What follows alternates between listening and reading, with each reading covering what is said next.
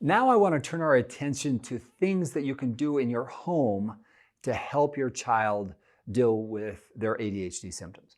One is the sleep patterns. Now, this may seem obvious, but it's actually not. A child with ADHD, again, they might linger longer in the evening because their energy is higher. So one of the things that we want to do is we want to get them into a routine, getting to bed at a certain time, help them program the body so it gets used to sleeping at a decently good time. Often when we're not getting enough sleep, it makes us more fidgety, it makes us more restless.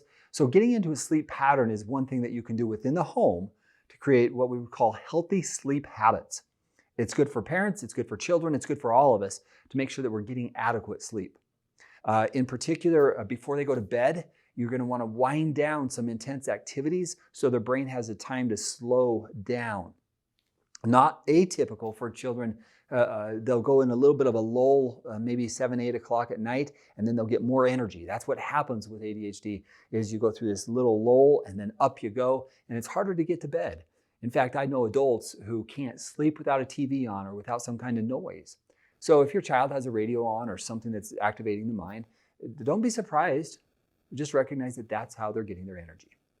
All right? That's how they think and that's how their brain functions. The next thing is eating habits.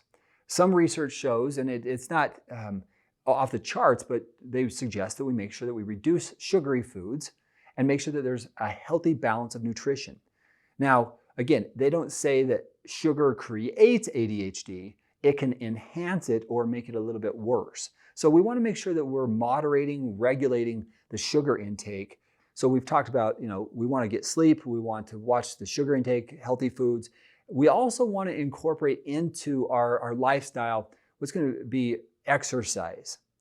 Now, I'm going to spend a little bit more time on this concept because there's lots of valuable research that talks about the kind of exercise that a child with ADHD has is important. So let me give you an example. This comes from a book called Spark. One of the things that he suggests in his book, Spark, is that children with ADHD do better with movement that's hand-eye coordination. So say playing a game of tennis or ping pong or hockey. Skateboarding, mom and dad, actually is really good for a child with ADHD. In fact, it might be some of the best for them. Karate, jiu-jitsu, hand-eye coordination movement is one of the best things to help with inattentiveness and helping our children pay attention.